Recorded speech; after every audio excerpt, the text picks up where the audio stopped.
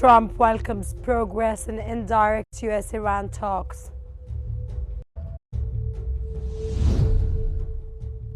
Iraqi warns Iran will respond forcefully to any threat.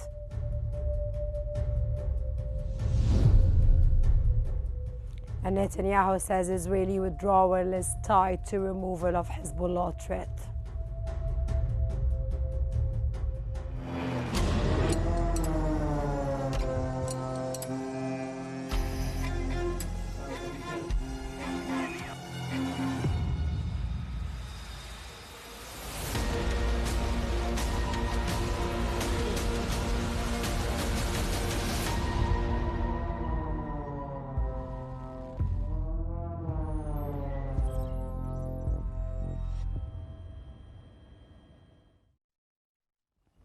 U.S. President Donald Trump has welcomed what he described as positive progress in indirect talks between Washington and Tehran.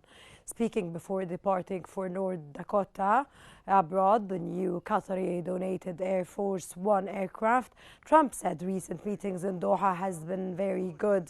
The president said discussions aimed at Iran's denuclearization were moving in the direct direction. Trump added that despite recent military exchanges between the two countries and the two sides, diplomatic contacts were progressing positively. We hit them very hard, but we're getting along very well. These were the words of Donald Trump. Trump reported, referring to the negotiations. The talks are part of broader efforts to reduce tensions and preserve the momentum created by the recent memorandum of understanding between both countries. They've had very good meetings, and we'll see. We hit them very hard for 3 nights, as you know, but we're getting along very well. Iran says its oil exports have surged since the lifting of the U.S. blockade on its ports. Iran's chief negotiator, Mohammad Karibaf, said Tehran had exported more than 40 million barrels of oil since the blockade was lifted. Speaking on the state television, Karibaf said Iran had been unable to export what he called even a single barrel during the previous 50 to 60 days. He described the rebound as evidence of a major shift following the recent memorandum of understanding and the easing of restrictions on Iranian trade. The remarks come as Tehran seeks to highlight the economic impact of the deal amidst ongoing indirect talks with Washington. در طول قریب به 50 خورده روز 60 روز قبلی ما واقعا یه بشکه نفت صادر نکردیم. در حقیقت محاصره رو Iranian Foreign Minister Abbas Araghchi says Tehran will respond immediately and forcefully to any threat targeting the Iranian people or leadership. Araghchi said Iran would react swiftly to any action directed against its population or political leadership. He added that the memorandum of understanding signed earlier this month is clear and binding on all parties involved. The foreign minister urged that the agreement requires U.S. President Donald Trump to restrain Israel's actions in the region. Araghchi warned that Tehran would deliver what he described as a harsh response if those commitments were ignored. The remarks come amidst renewed diplomatic efforts and ongoing indirect talks between Iran and the United States. جنگ در همه جبهه‌ها از جمله در لبنان تاکید بکنم Iran says the latest round of talks in Doha focused on implementing the memorandum of understanding and removing obstacles to its execution. Iranian Deputy Foreign Minister Qasem said discussions in Doha centered on following up on the implementation of the Memorandum of Understanding reached between both Tehran and Washington. He also said that working groups are being established to oversee implementation of the agreement and negotiate a final settlement. He added that consultations are continued through mediators to determine the timing and venue of the final round of the negotiations. The Deputy Foreign Minister stressed that talks on a comprehensive agreement would begin as soon as the necessary conditions are in place. The Islamic Republic of Iran remains committed to diplomacy and dialogue as the most effective path toward de-escalation and sustainable security. Recent diplomatic engagement here in Geneva, which will continue this Thursday. Qatar's Emir Sheikh Tamim bin Hamad Al Thani has discussed the latest developments in U.S. Iran talks with senior American envoys. According to the Qatari Emir at the UN, Sheikh Tamim held talks with U.S. envoys Steve Witkoff and Jared Kushner on the progress of negotiations between Washington and Tehran. The negotiations also covered efforts to preserve the ceasefire in Lebanon and prevent renewed escalation along the border. The Emiri Diwan reported the Qatari leaders stressed the importance of consolidating the truce and supporting regional stability. For their part, Witkoff and Kushner reaffirmed the United States' commitment to continuing negotiations with Iran in pursuit of a comprehensive agreement.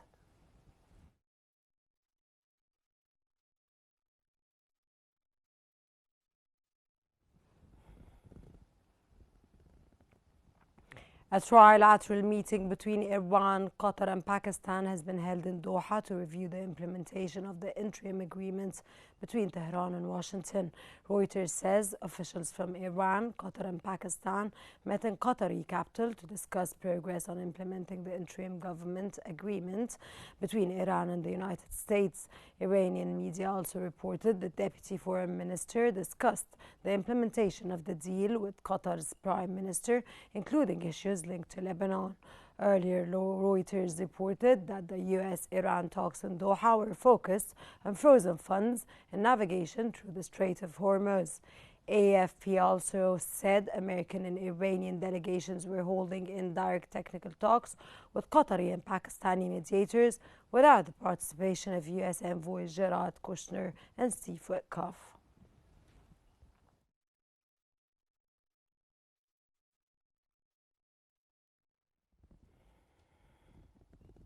Egyptian Foreign Minister Badr Abdel-Ati and his Italian counterpart Antonio Tajani have discussed the latest developments in the diplomatic track between the United States and Iran.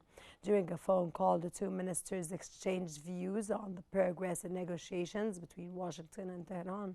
They also stressed the importance of building on the momentum created by the signing of the Memorandum of Understanding between both parties.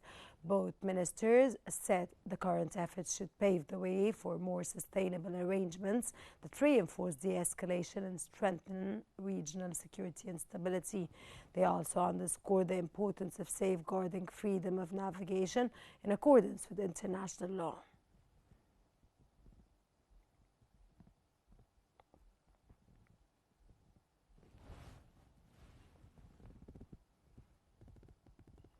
The diplomatic track may be moving forward, but many questions remain over its chances of success and its implications for the wider region.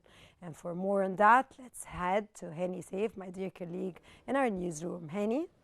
That's right, Rana. As diplomatic efforts continue in Doha and regional players work to preserve the momentum generated by the Memorandum of Understanding, questions remain over whether the current process can evolve into a lasting agreement between Washington and Tehran. To discuss this further, I'm joined from Washington, D.C. by the author and journalist, Mr. Matthew Vadam. Mr. Vadam, welcome to Qnews. President Trump described the latest meetings in Doha as very good, and he said Iran's denuclearization was moving along well. Now, from the American perspective, how much confidence is there that diplomacy is genuinely succeeding this time? Well, the Trump administration is very hopeful and optimistic in its dealings with Iran. Whether this is justified is a different question. President Trump thinks he's the world's greatest deal maker and that he can, make any situation better, by getting involved in it. And I just question whether that makes any sense. The nuclear non-proliferation issue is the most important issue in the talks between Iran and the United States, and I don't think it is going to be resolved easily. The U.S., as you know, wants Iran not to pursue nuclear weapons. Iran has said that and they haven't always stated it this boldly, that as a sovereign nation, they have a right to pursue nuclear weapons for defensive purposes. U.S. doesn't trust Iran, doesn't think that they're going to use the nuclear weapons for, purely for self-defense. This is the key issue, and it's going to take, if they're actually going to resolve it, it's going to take a while. It's not going to be resolved in the first few days. Remember that the Memorandum of Understanding creates a 60-day window for them to resolve this issue. And I suspect that they're not going to resolve it by the end of the 60 days. Something will happen, and they'll be forced to keep talking, and they may have to issue an extension and go for like another 60 days or longer. I wouldn't be surprised if Iran drags this on until the midterm elections in November that President Trump is so worried about. So, the Iranians always have, an ace up their sleeve, and they're ready to play it when the time is right. Well, everybody's been quite concerned about the seriousness and the practicality of this memorandum, and that's why today's talks appear to have focused heavily on the implementation mechanisms rather than broad political principles. Now, is this a sign that both sides are actually moving from crisis management to an actual deal-making process? I think that both sides they appear at the moment to be sincere about their desire to reach a deal on the key issue, nuclear non-proliferation. Whether it's going to happen for the reasons I just explained is not clear to me, and how long it's going to take. But the two sides do appear to want to resolve their differences, although it's hard to tell with Iran, because Iran is always tricky and deceitful, and looking to gain advantage by gaming whatever system is in place. The United States, on the other hand, under President Trump, is not very even-handed. One day President Trump has said he wants to end, the civilization in Iran, which a lot of people interpreted as a threat to use nukes, to use nuclear weapons against Iran. And then the next time he praises Iran for being moderate and for having changed its tune since the war started on February 28th. Well, Iran says it is, working groups are now being formed to oversee the implementation of the MOU and negotiate a final agreement. How seriously are you taking this? Do you think it's a tricky statement? You've mentioned that still something might happen within those 60 days that would stop this MOU from being implemented. What sort of scenario are you imagining? Well, Iran is at least, outwardly taking steps to move towards some sort of a resilient, compromise between the two sides. But in the backs of their heads, they really don't want to agree to limit their nuclear program. They want to be able to have the freedom to develop nuclear weapons. So, they may agree to some sort of restrictions, maybe an inspection regime or something like they had under President Obama's JCPOA agreement. But ultimately, they're probably not going to adhere to whatever agreement is reached. They're just going to go along with it to keep the heat off, to keep the United States at bay, and to prevent future attacks against the Islamic Republic of Iran. So, on the one hand, the elements in the Iranian regime want to make a deal, but on the other hand, the hotheads and groups like the Revolutionary Guard, which now appears to be in control of the governmental apparatus in Iran, maintain a hardline stance and is not particularly interested in making a deal. So, both sides are sending out mixed messages, both the Iran and the United States. So it's really hard. It's like the fog of war. Call it the fog of diplomacy. It's hard to know exactly what is going on, but at least on the surface, it looks like both sides are trying to move forward and hammer out a workable deal. Well, other than denuclearization, one of the key issues under discussion remains the frozen Iranian assets and the freedom of navigation through the Strait of Hormuz. How difficult are these issues then likely to be in the final negotiations? Well, these issues are difficult. Donald Trump is facing a great deal of pushback, including from lawmakers in Congress from his own party over this $300 billion, rebuilding fund or whatever Trump is calling it, saying that why are we, even if no U.S. taxpayer dollars are going to go to Iran, why are we rewarding these people with something several times larger than the Marshall Plan after World War II? Why are we rewarding these people after all their bad deeds? So that faces significant opposition in the United States. The freedom of navigation issue is also an important one. Trump has said he doesn't want Iran to work with Oman and set up some kind of a system to administer passage in the Strait of Hormuz. Mm-hmm. Iran wants to set up a tolling system. They want to set up toll booths or whatever the modern equivalent is to get fees from vessels passing through. Trump has said America is dead set against that, but at other times, he's put out social media messages where he seemed to be open to the idea. So, what are those of us who cover these things supposed to think? Both sides send out mixed messages, but clearly nuclear nonproliferation, freedom of passage in the Strait of Hormuz, and this aid package or whatever it is to Iran are very important. Iran views it as reparations. Iran thinks that it's been wrong, that it is the victim in this. Mm-hmm. A position that not a lot of people in the international community, even those who don't like the United States, actually agree with. Iran is most people see Iran as the bad guy. Well, these are still early stages of hopefully a lasting U.S.-Iran understanding, and I know you're a bit skeptical, but do you see this as a fruitful sort of negotiation process that would last in a peaceful, sustainable solution, or is it just a temporary pause in tensions that could unravel under pressure? Well, using military force, should always be a last resort. The two sides should talk and see if they can work out their differences. So in that sense, it is, good that the U.S. and Iran are talking. So it's not, ultimately it may not pay off, but, it's probably worth at least sitting down for a while and seeing if they can work out these differences. I suspect they won't be able to work out these differences, but it's worth trying. Yes. Mr. Matthew Vadum, the author and journalist, joining us live from Washington, D.C. Mr. Vadum, thank you very much for your time. You're welcome.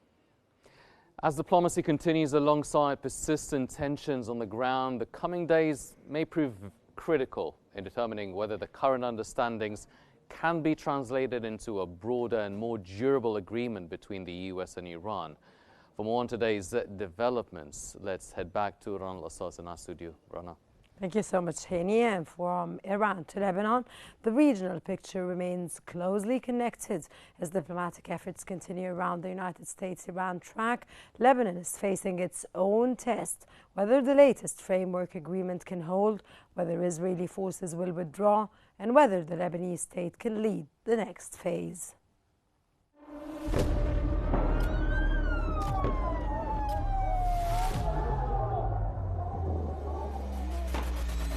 كل المستهدفين هن مدنيين.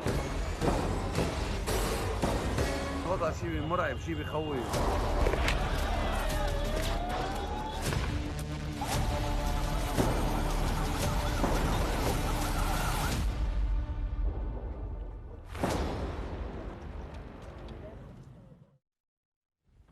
Israeli Prime Minister Benjamin Netanyahu says any Israeli withdrawal from southern Lebanon remains contingent on the removal of what he described as the Hezbollah threat. During a visit to Israeli troops in southern Lebanon, Netanyahu said Israel would not leave the area as long as Hezbollah remained armed and capable of threatening Israel. In a video released by his office, the Prime Minister said Israeli forces would remain in place until the threat has been eliminated. Netanyahu linked any future withdrawal to changes in the security situation along the border. The remarks come amidst ongoing efforts to implement the recent US-brokered understandings between Israel and Lebanon.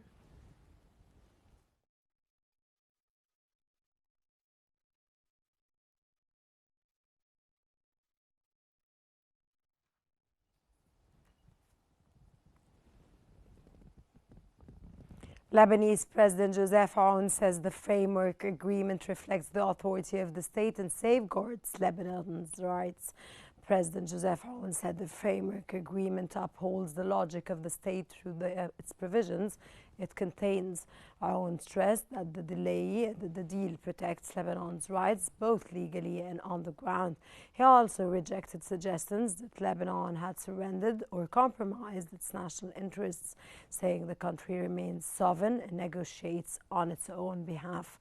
The Lebanese president also described negotiations as the best option following what he called the failure of wars to deliver solutions. Separately, Aoun emphasized broad national consensus against internal strife and against any attempt to undermine the Lebanese army.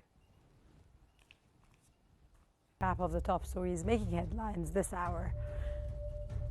Trump welcomes progress in indirect US-Iran talks. Irakchi warns Iran will respond forcefully to any threat.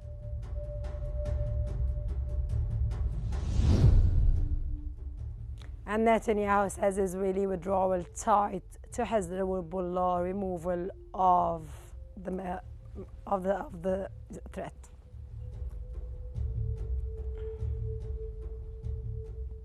That concludes this hour's Qnews Bulletin. As the day's developments continue to unfold, our coverage continues as well. Stay tuned with Qnews all the way.